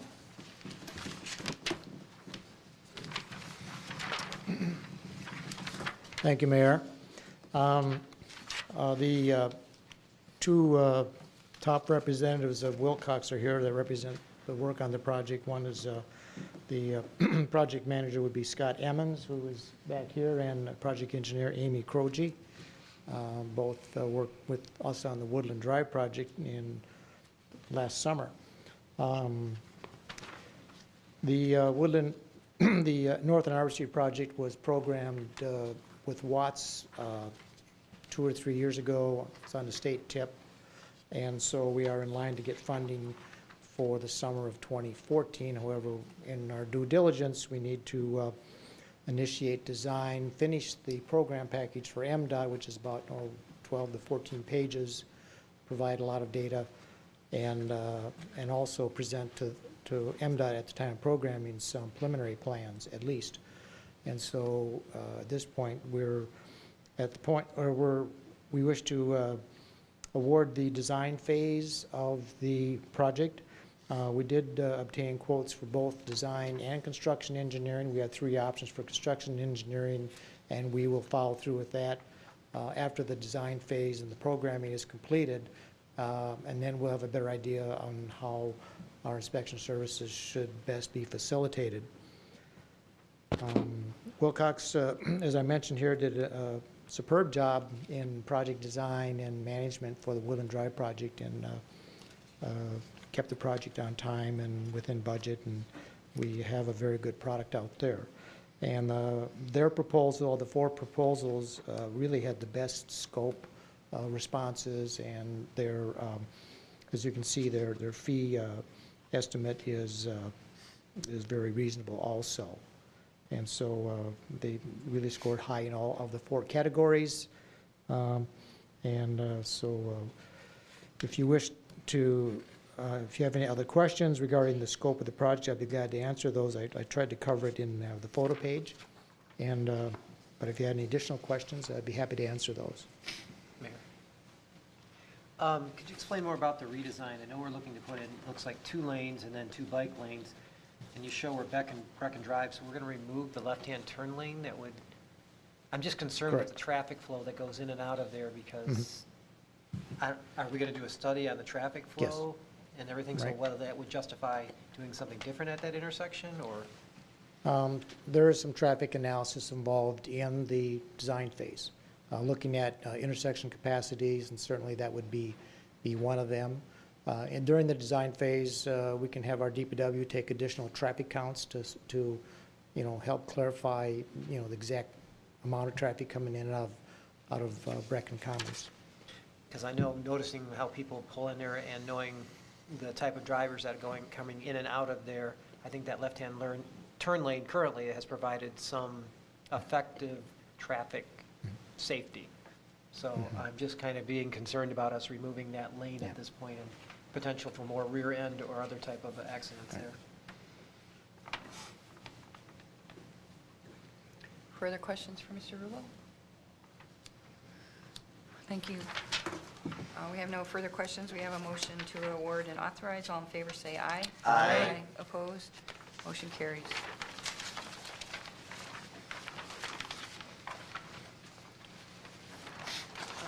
Next item on the agenda is item 12-188. This is a community event for the 2013 Winterfest. This is a motion to acknowledge receipt of the December 10th, 2012 memo from Saline Main Street and their application for community event use of public ways for the 2013 Winterfest, to acknowledge receipt of the December 12th, 2012 memo from Police Chief Hrinick and the December 13th, 2012 memo from Public Works Director Fordyce, to approve or not approve the use of city sidewalks in downtown Saline on Saturday, January 26, 2013 for Winterfest activity, subject to the following. 1, a certificate of insurance be provided by Saline Main Street with the City of Saline named as an endorsed additional insured party. 2, temporary sign permits be obtained from the Building Department. 3, that the request for the 5K race come back to City Council for consideration, and that the fees for city services in the amount of $662.80 be waived. Move to approve. Second.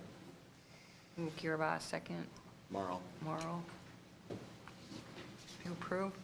Discussion? I know that, Jill, are you here to talk about this? Would you like to come up and talk about what your plans are for this day? Thank you. I'm here on behalf of Shelley Rankin, who is the head of our team, but she was unable to be here tonight. Winterfest this year is not going to be too much different than the years past. Hopefully we'll have more snow and ice this year, so we actually have all of our events. One difference is the past couple of years we've closed a couple of the roads, or requested a couple of the roads be closed, and we're going to not do that this year. I do know that Cindy Barnett and Derek Stern from the Saline Middle School cross-country team are preparing the 5K application because it's under their organization. So that hopefully, she did tell me she was going to try to submit that today, so I don't know if that was been received. And the last item, well, the certificate of insurance, City of Saline is an additional named insured on the Saline Main Street policy for all of the Main Street events, so that I can get you a copy of that tomorrow if needed. But any other questions, I'd be welcome to, Any questions? to field. Date's January 26th from 9 to 5 p.m. Yes. There's no further, thank you. Thank you. No further questions. We have a motion to approve. All in favor, say aye. Aye. Opposed? Motion carries.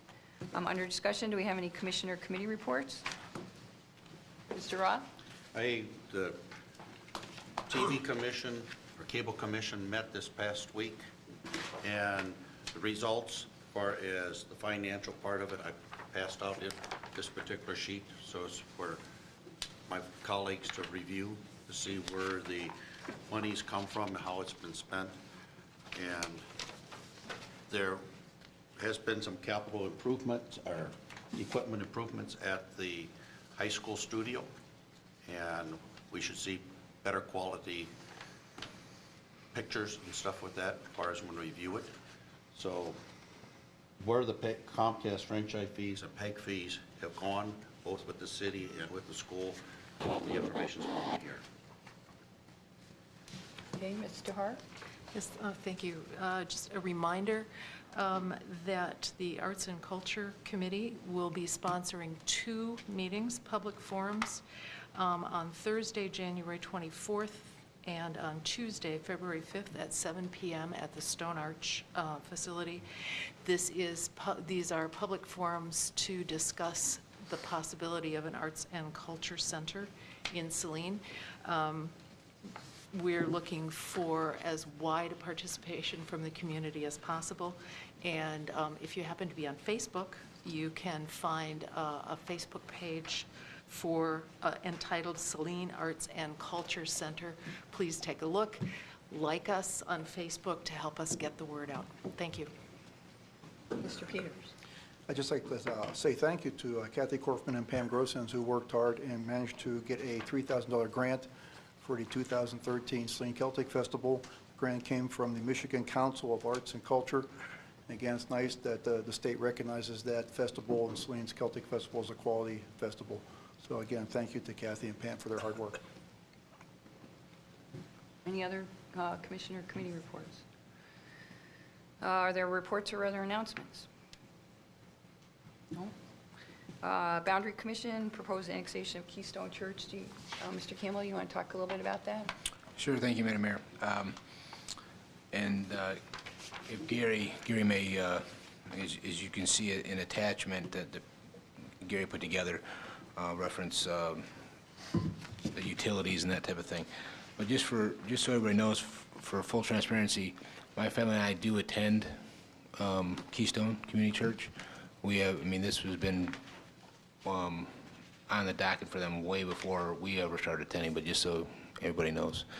And I'm not been involved and will not be involved with any of this as well, so from the church standpoint, so just representing the city. The Boundary Commission did conduct a public hearing to gather information back on December 5th, and preceding that, they conducted a hearing to see if it was if there was legal sufficiency to move forward, which they deemed it was. And so folks had an opportunity to speak. Folks from Lodi Township, the city, which was myself, and then also the residents along that corridor and those islands that would be directly impacted if they were to bring in, for instance, if they were to grant it and bring in all the islands, if you will, right there along Waterworks in North Ann Arbor. The chair of the, I think he's the vice chair, but anyway, the gentleman that chaired the commission at the December 5th meeting stated that there was a recent legal court decision that essentially said that the Boundary Commission could not create islands. So essentially what they were saying was it was an all or nothing, because obviously they would create an island for Keystone if they were to just grant Keystone. One of the issue, as I understand it, Keystone wants to come into the city to be able to obtain water and sewer utilities. City has had a strict policy since at least 1976, if not longer, but that's, I believe, when it was officially put on paper, that unless you're in the corporate limits of the city, you do not receive, and we do have a handful, we call them our triple rate payers, but that are in islands. But outside of that, we do not extend those services unless you come into the city. And so that's the current policy. There certainly are other ways to bring property in through 425 or 108, Public Act 108 or Public Act 425, which we're familiar with the 425s here. There's no tax sharing at this point because that's tax exempt for this partial. The reason my understanding is the reason that they want utilities, to back up a little bit, is that for future expansion, they can't expand their septage field, is my understanding. That they don't have enough perkable area, perkable ground. So those are the reasons for that, and some of the comments that I recall, people were concerned of, everything from increasing their taxes to having to, they're currently on a well and septic system that they would at some point have to come in, and hook up to the city, and the cost of that, the cost of the increased taxes. I know there was a concern, a zoning concern as far as the property coming into the city and being rezoned, and would it still be able to be used, in the current capacity that it is now, and that type of thing. So, that's kind of where that's at. The next step, as I understand it, people they'll receive written comment through, I believe, January 4th, I believe, and then at some point in the next 3 to 5 months, they mentioned at the public hearing, they would have I believe the word adjudicative hearing to make that recommendation, whether either to bring it in or not bring it in. So that's kind of where we're at. Two things that historically we haven't, to my knowledge, taken a position on an annexation request in order to primarily to maintain good relationships with our neighbors. However, the Boundary Commission, one of the members, and one of the reasons that we want to talk about tonight is one of the Boundary Commission board members sort of suggested that the city might consider changing their policy of allowing water to go outside the city limits. And so I think it's really important that this council consider that, and we also might want to consider addressing a letter to the Boundary Commission as to whether or not we would consider changing our policy. I personally don't recommend it. That's our ace in the hole, and that's the only really way we get additional development to come into the city, and we've been able to work through 425s with the surrounding townships regarding water sewer infrastructure, so in order to gain revenue long-term. So I think I personally, observing that meeting, would recommend that we might send a letter to the Boundary Commission, either restating our policy or reaffirming our policy, or I think that's something that we should be considering doing at this point in time and not waiting till the adjudication. Todd and I met and talked about it after the meeting. So I just wanted to make sure, I wanted to talk to council and see what your thoughts were, if you were in favor of continuing with that policy, what your thoughts were, something that we need to clarify once again. So Mr. Gearbaugh? I support that. I do as well. I strongly support the current policy. I do too. Yes. Likewise.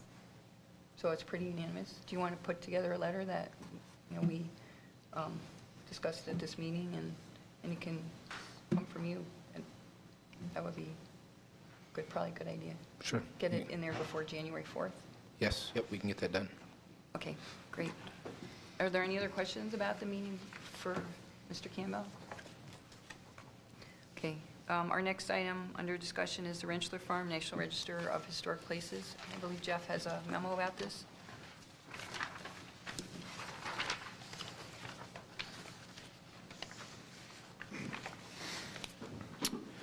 Good evening. This is a process that started, I think, about 5 years ago when we had Eastern Michigan University do a study on several properties in the city.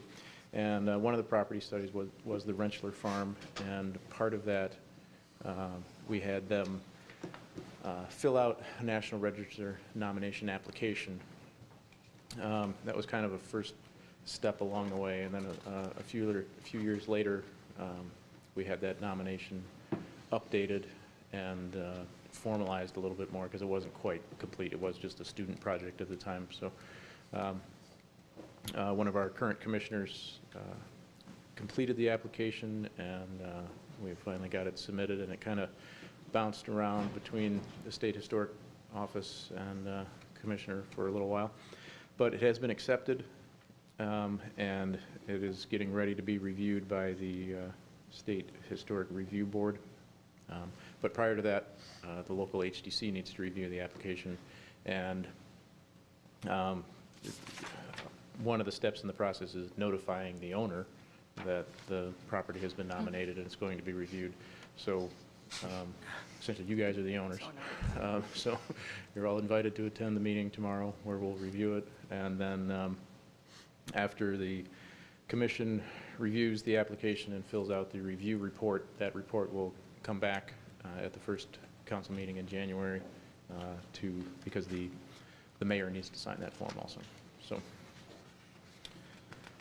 Any questions? Mr. Roth? What time and what place is this meeting tomorrow? Right here at 7:30.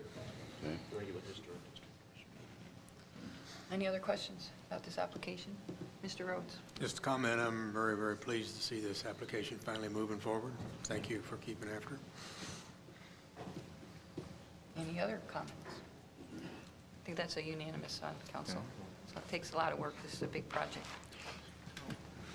Thank you, Mr. Fordyce. Are there any other discussion items? Mr. Morrow? I feel compelled to bring up just one because many people in the audience and those watching at home or who will be watching this at home didn't get an opportunity to observe and participate in our reception this evening at 6:30. And as the incoming mayor, I just want to say, first of all, to Alan, thank you for your 50-plus years of extraordinary service to the city of Saline. We're indebted to you. And then to Mayor Driscoll, thank you for your 20-plus years of service to the city of Saline, 14 as mayor. Appreciate your vision and your leadership, and we wish you the best in all your future endeavors. Is there further discussion? Mr. Campbell? Thank you, Madam Mayor. I've been trying to remind myself that, so don't take it personal, Mr. Morrow, but I'll do my best not to say Madam Mayor. So I'll do my best. But I just wanted to, I didn't have an opportunity to say anything during the reception. So again, I would like to say thank you to Mayor Driscoll and City Attorney Grossman for two shining examples, just tremendous commitment to your community. And it's been a just genuine honor and privilege to work with you both. And again, I thank you so much. Big shoes to fill in a lot of ways, on a lot of levels. So I just thank you for the honor to work with both of you. Okay, public comment. Under the Open Meetings Act, any citizen may come forward at this time, make comment or question to City Council. This public comment period will be limited to 3 minutes per person. Anyone who would like to speak is requested but not required to state his or her name and address for the record. Mary Hess, 600 Canterbury, and I wish you well, Gretchen, in your future endeavor. I went to the Boundary Commission hearing, and there was only one citizen from the city, and there were quite a few from the township. In fact, there's a property that's an island that happens to be a nursery school that is zoned agricultural. And there were quite a few people that got up, but they definitely would prefer to remain in the township.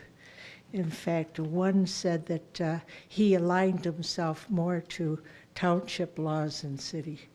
And of course, there was quite a few comments on the taxes and that type of situation. I really appreciate. I happened to see the 1976 resolution, of which I was fortunate enough to be part of council. And in part it said that we would like to have them assume all of the obligations of citizenship in exchange for the benefits thereof, which is a nice way of putting it. As Mr. Campbell said on behalf of the city, that the council had not made a firm stand at that point. So I appreciate that the gentleman at the chairman had a concern. He couldn't figure out why, when Brecken was built, the island of about 9 properties were completely excluded, because that didn't make any sense at all to him.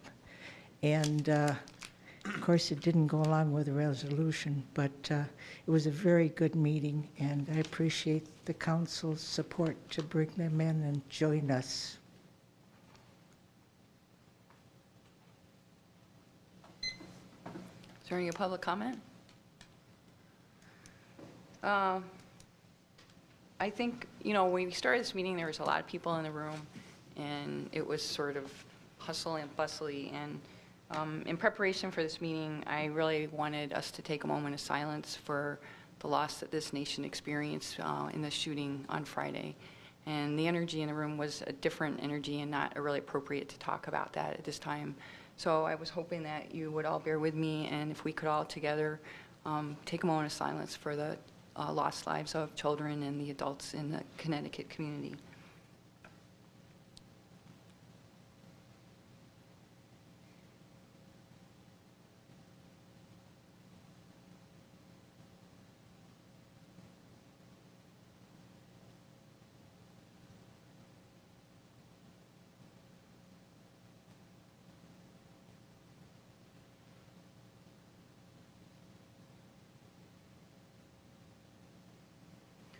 Thank you. Also, we have a couple of other, our film guy, come on out here, buddy. Mr. Cummings, we're talking to you. I know there's another trainee there. Come on up and stand in front of the camera because, okay. No. We'd like you to come out from behind the glass screen there. And introduce yourself. This is Tim Cummings. He's our cameraman. Hello. He's been filming our council meetings for over 10 years. We're trying to figure that out. How many years? Something like exactly? And yeah, you are retiring from that position? I am, yes. And we just wanted to express our appreciation for all the great jobs you've done for us over the years. It's a really important way to communicate with our constituents, and you've done an excellent job. So, thank you. Thank you, Madam Mayor. I do appreciate it. It's been a pleasure to work with you all. Thank you very much. Alan, it's been a pleasure. So, been a pleasure to work with you. And I do the Cable Commission, so Alan and I work together in that capacity as well. Diane, thanks for everything. It's been a pleasure. So, Thank you. Okay, can I go? Yes, you can. Thank you. And as was mentioned earlier by Mr. Morrill, there was a reception earlier, and I did have something I wanted to say to the citizens of Saline, that it was a very special reception, but there are some things I'd like to share for people that weren't here at 6:30. I was going to do it without writing it down, but it's really important that I make sure I say what I was thinking, because I have no idea what I said at that reception. Because this is a very emotional time for me. So I will just, to the citizens of Saline, I would like to take a moment to express my deepest gratitude for giving me the honor and privilege of serving as your council member and mayor. I have been extremely fortunate to follow in the footsteps of great leadership in our community. The opportunity to learn and grow and give back to our community has been a wonderful experience for me. I've learned so much and will truly miss working with all the volunteers and community members who care so much about our city. There have been many moving experiences I have had working alongside our citizens, such as building ROMP, Saline Main Street, park cleanups, and the Saline Leadership Institute, just to name a few. I will never, ever, ever forget the feeling of walking down Michigan Avenue for the Memorial Day Parade and the overwhelming sense of pride in the people of our community. The way you recognize our veterans is so appreciated. And I know it's really appreciated by the veterans every year. They say that to all of us, how much it's incredibly, incredibly moving experience. I hope you recognize that we have incredibly dedicated employees working in our city. It has been an honor to work with them and learn from them. They have helped me be a better mayor and are always looking for ways to improve our services and make our community the best. I'm excited for our new mayor and council. I know that they will make a great team. There's a lot of experience and a lot of new ideas. As I've said before, these are difficult times for local government, but I know that Brian Morrill, as our new mayor, and this council are up to the job. In closing, I would like to reiterate my thanks for your contributions to our city and for giving me the opportunity to contribute. We all work hard together to build a strong community, and as many of you already know, for all that you give to the world, you get so much more back. So thank you very much.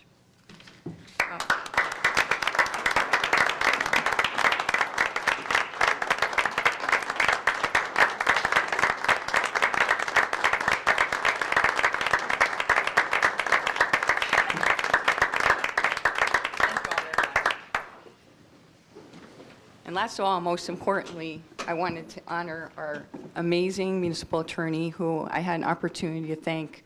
As I said in our reception, he started in 1960 when our population was a little bit over 2,300 people. And as I mentioned then, so for those of you that could possibly visualize this, 2,300 people. We're over 9,000 people now. And Alan has been an amazing public servant. Also, he's been what I call the rudder in our reception. And we will miss you, and we so much appreciate working with you. And thank you so much for all your dedication.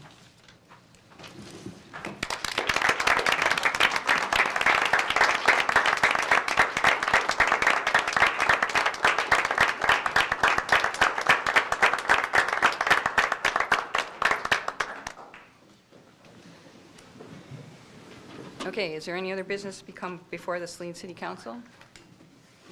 If not, we have upcoming meetings on January 7th and January 14th. Both meetings start at 7:30.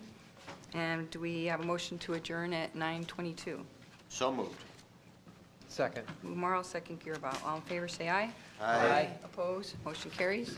This meeting is adjourned.